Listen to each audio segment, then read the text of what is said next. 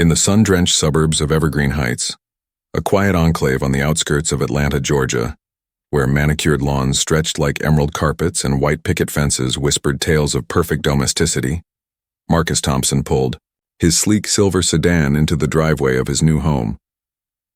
It was a crisp autumn evening in 2025, the kind where the air carried the faint scent of burning leaves and the promise of cooler nights ahead.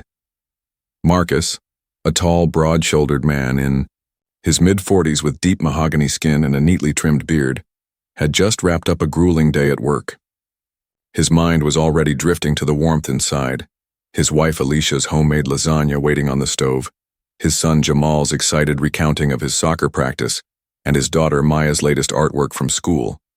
But as he stepped out of the car, keys jingling in his hand, a sharp voice shattered the tranquility like a stone through glass. "Hey, you there, what do you think you're doing?" The words came from Evelyn Hargrove, the self-proclaimed sentinel of Evergreen Heights Homeowners Association. Evelyn was a wiry woman in her late 50s, with sharp features framed by a severe bob haircut, clad in a pastel cardigan and khakis that screamed suburban authority. She marched across the street from her own pristine colonial-style house, her sensible loafers clicking against the pavement with the urgency of a drill sergeant. In one hand, she clutched a tablet loaded with HOA bylaws. In the other, her smartphone, ever ready to document infractions or summon reinforcements. Marcus paused, one foot on the driveway, his briefcase still slung over his shoulder. He turned slowly, his dark eyes meeting hers with a calm that belied the storm brewing inside. "Excuse me?" he replied, his voice steady and polite, honed from years of de-escalating high-stakes situations. Evelyn halted a few feet away, her posture rigid as if she were guarding the gates of paradise. "This is private property. You can't just waltz in here like you own the place. Who are you and what business do you have on Maplewood Drive?" Her tone was laced with suspicion, her eyes narrowing as she scanned him from head to toe, his tailored suit, the polished shoes, the subtle watch that spoke of quiet success.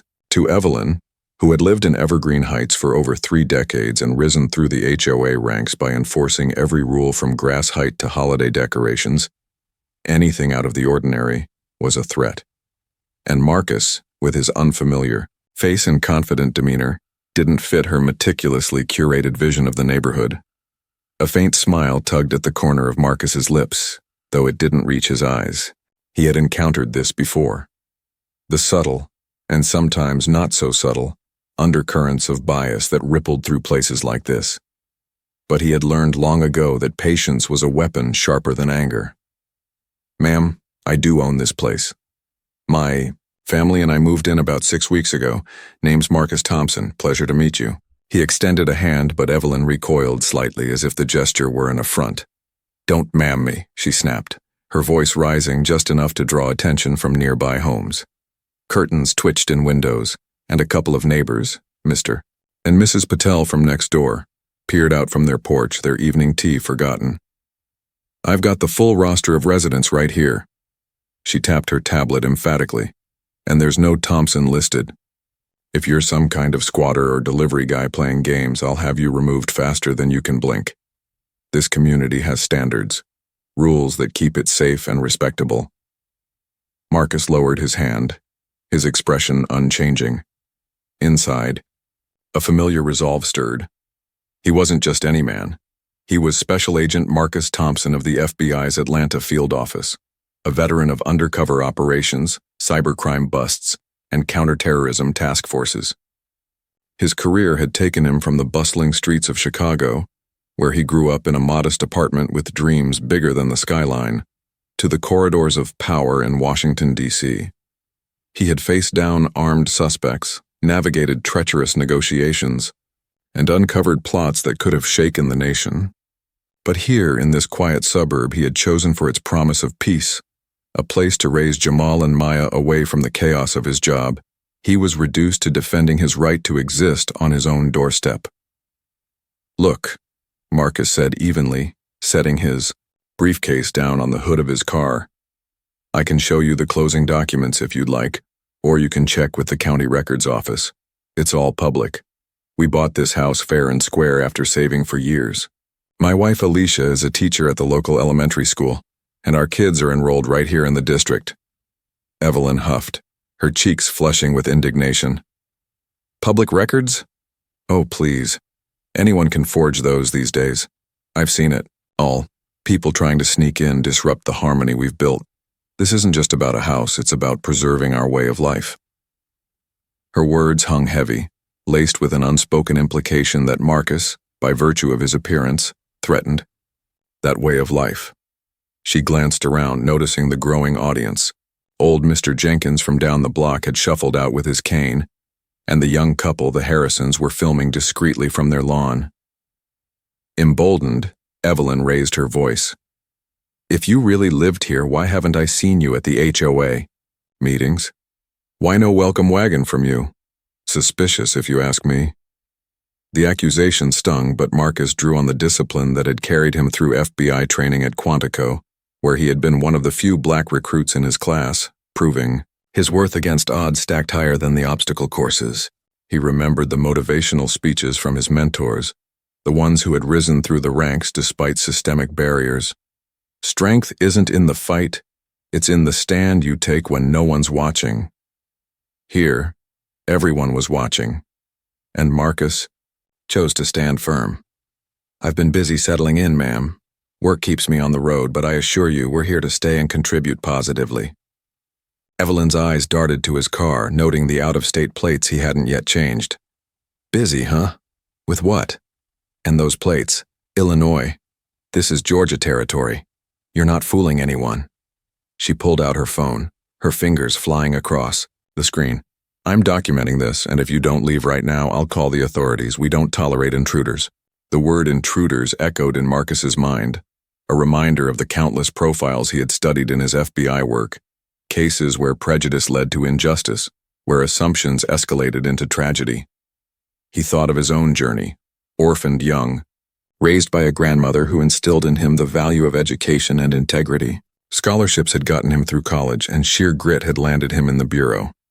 Now, as a father, he wanted to inspire his children to rise above such moments, to turn adversity into fuel for greatness. But Evelyn's escalating hostility tested even his resolve. As more neighbors gathered, a diverse mix of families who had moved to Evergreen Heights for its reputed inclusivity, the murmurs grew. Mrs. Patel whispered to her husband, I think that's the new family. I saw them at the grocery store last week. But Evelyn, sensing the shift, doubled down. Everyone, stay back. This man could be dangerous. I've read about these scams, people posing as owners to case the joint. Marcus sighed, his patience wearing thin but not breaking. Dangerous? Ma'am, the only danger here is jumping to conclusions without facts. He could have flashed his FBI badge right then, ended the charade with a single reveal, but something deeper held him back.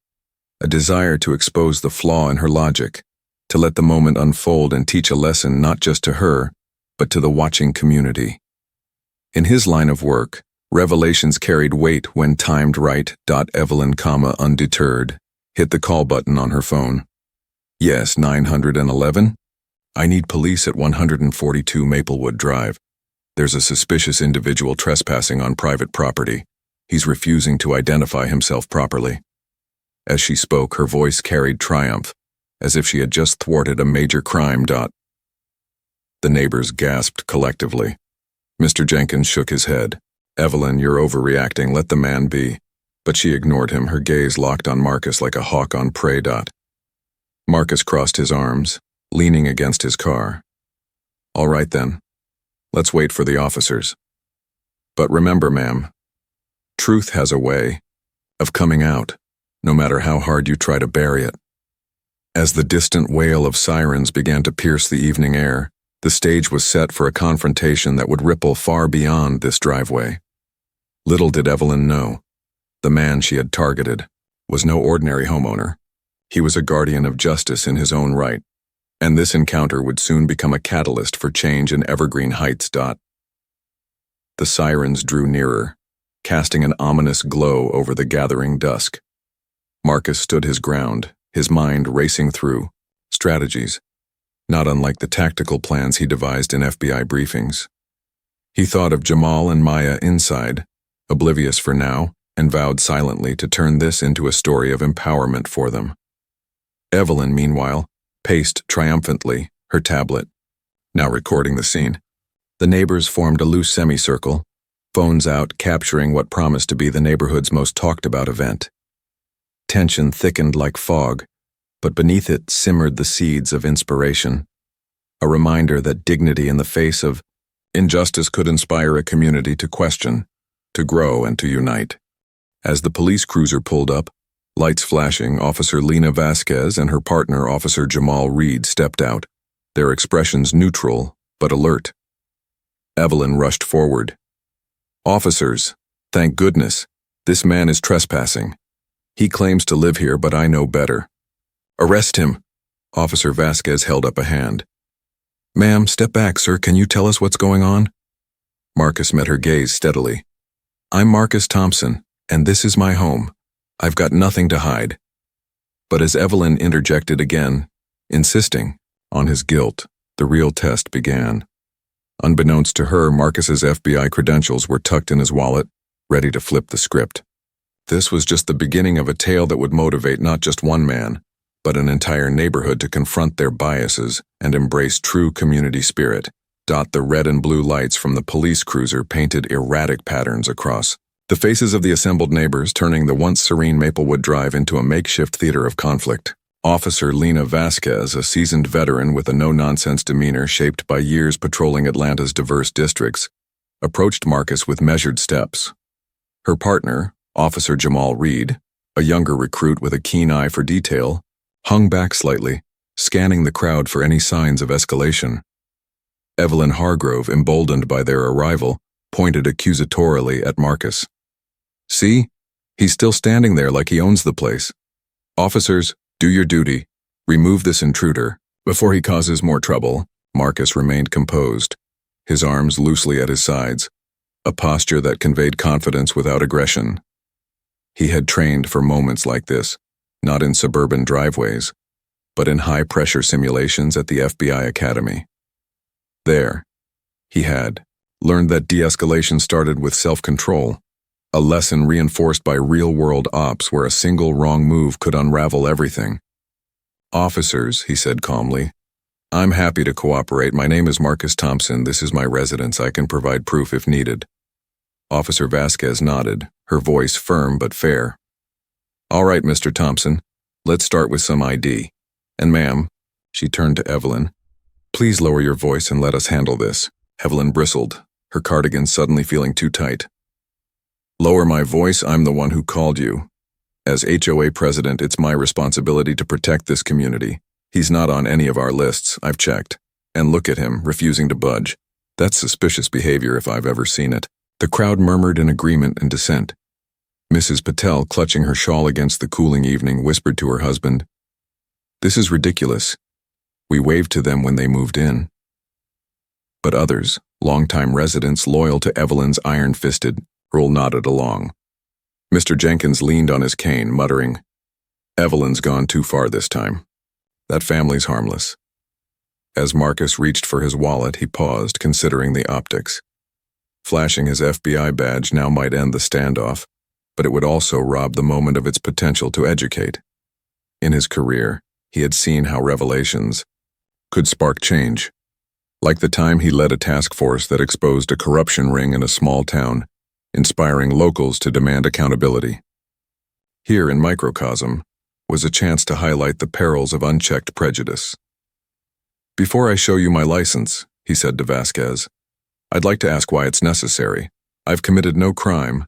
I'm simply standing on my property after a long day." Evelyn interjected, her voice shrill. "See? Defiant. If he had nothing to hide, he'd have shown it already. These types always play the victim card." The phrase "these types" landed like a slap, drawing sharp intakes of breath from the crowd. Officer Reed's eyebrows furrowed, but he remained silent. Noting the tension, Vasquez shot Evelyn a warning glance. "Ma'am, inflammatory language isn't helping. Mr. Thompson, standard procedure. We need to verify identities in disputes like this." Marcus nodded, pulling out his driver's license and handing it over. It clearly listed the Maplewood Drive address. Vasquez examined it, then passed it to Reed, who ran a quick check on his tablet. License is valid. Address matches. Reed confirmed. Evelyn, S, face twisted in disbelief. That proves nothing. Forged documents are easy these days. Ask him for the deed, or better yet, make him prove he belongs here culturally. This neighborhood has a certain standard. The audacity of her words ignited a spark in Marcus. He thought of his grandmother's stories from the civil rights era, how she had marched for equality, instilling in him a fire to fight injustice not with fists, but with unwavering truth. Standard? He echoed, his voice rising just enough to carry. What standard is that, ma'am? The one where a black man can't park in his own driveway without being interrogated. The crowd shifted uncomfortably. The Harrisons, still filming, exchanged glances. This is getting intense, the wife whispered. Young Jamal and Maya, hearing the commotion, peeked out the front door with Alicia, who stepped forward protectively. Marcus, what's happening? Evelyn seized the moment. Officers, look, accomplices. They could be in on it. Arrest them all if you have to. Vasquez held up both hands. Everyone calm down. Mrs. Thompson, can you confirm your residency? Alicia, a poised educator with a passion for inspiring young minds, nodded firmly. Absolutely. We closed on this house in July. I can show you the paperwork inside. She glared at Evelyn. This is harassment, plain and simple. As Reed escorted Alicia inside to verify, Evelyn paced, her authority crumbling. This is outrageous. I've dedicated my life to this HOA, organizing events, enforcing rules to keep property values up. And now, outsiders are undermining it all. Marcus addressed the crowd directly, his voice motivational, drawing on speeches he had given at FBI diversity seminars. Folks, this isn't just about me. It's about judging someone based on assumptions rather than facts. I've worked hard to get here, overcoming obstacles you can't imagine to provide for my family. Let's use this as a chance to build bridges, not walls. Reed returned, nodding. Documents check out. They're the owners. Evelyn's triumph turned to fury. Impossible. I demand a full investigation. He's probably got connections or something shady. Vasquez sighed. Ma'am, there's no crime here. False reports can lead to charges. But Evelyn, cornered, lashed out. You officers are just covering for him. I know my rights. The tension peaked, neighbors dividing into factions. Marcus, sensing the brink, decided it was time. He reached back, into his wallet, but held off the reveal, letting the moment build. This storm was about to break, revealing not just his identity, but the power of resilience in the face of adversity. With the confirmation of the Thompsons' residency hanging in the air like a verdict, the crowd's murmurs swelled into a cacophony of confusion and outrage. Officer Vasquez turned to Evelyn, her patience fraying. Ma'am, you've made a serious accusation without basis. This could be considered a false emergency call, which is a misdemeanor. Evelyn's eyes widened, her composure cracking for the first time. False? I was protecting the neighborhood. You can't seriously side with him. Over me, I've been here forever. She gestured wildly at Marcus, who stood silently, his family now gathered beside him. Alicia held Maya's hand tightly while Jamal watched wide-eyed, absorbing the lesson in real-time resilience his father embodied. Reed, tablet in hand, added, We've verified the deed, taxes paid, everything. Mr. Thompson, you're free to go inside. Ma'am, he addressed Evelyn, we'll need your statement, but consider this a warning. But Marcus raised a hand, his voice cutting through the noise like a beacon. Officers, before you wrap this up, there's something you and everyone should know. The crowd hushed, phones poised. Evelyn smirked, assuming a bluff. Go on, try to spin this. Marcus pulled out his wallet again, this time extracting a leather badge holder. He flipped it open, revealing the gold FBI shield gleaming under the streetlights. I'm Special Agent Marcus Thompson, Federal Bureau of Investigation. I've been with the Bureau for 15 years, specializing in white-collar crime and community outreach. Gasps rippled through the neighbors like a wave. Evelyn's face, drained of color, her tablet slipping from her grasp. What? No, that's impossible. Vasquez's eyes widened in recognition. Agent Thompson, from the Atlanta office? I attended one of your seminars on cyber threats last year. Marcus nodded. That's me. I didn't want to pull rank earlier. I hoped reason would prevail, but sometimes a little truth goes a long way. The revelation transformed the scene. Mr. Jenkins clapped slowly. Well, I'll be damned. Evelyn, you picked the wrong fight. The Patels nodded approvingly, and even the Harrisons lowered their phones, awe replacing sensationalism. Evelyn stammered. But how? Why didn't you say so from the start? Marcus addressed her directly, his tone inspirational rather than accusatory. Because I shouldn't have to. My badge doesn't define my right to be here. My humanity does. I've faced worse in my career.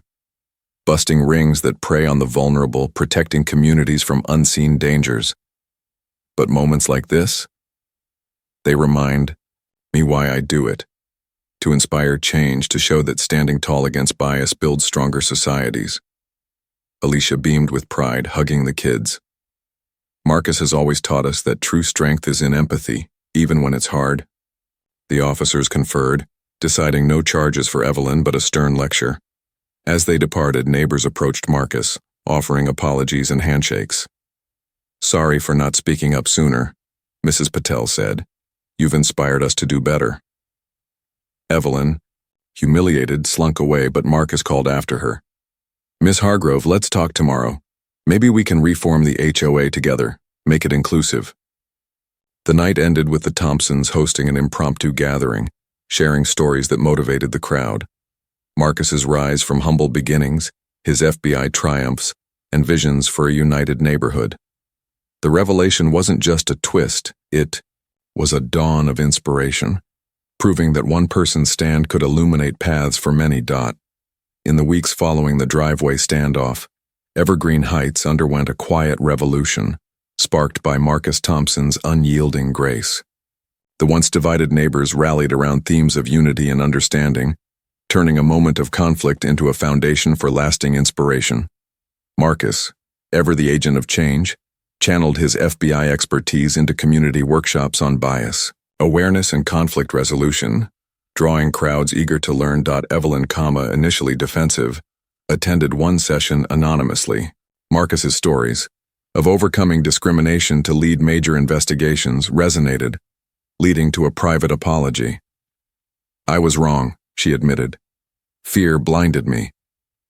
Together, they revamped the HOA, implementing inclusive policies that celebrated diversity. From multicultural events to fair enforcement rules. The Thompsons thrived. Alicia's school integrated Marcus's talks into curricula, inspiring students like Jamal and Maya to dream big.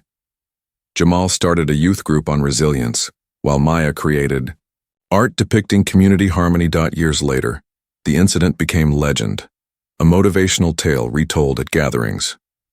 Marcus's career soared, but his greatest legacy was the transformed neighborhood, a testament that confronting injustice with dignity ripples outward, inspiring generations to build a more equitable world.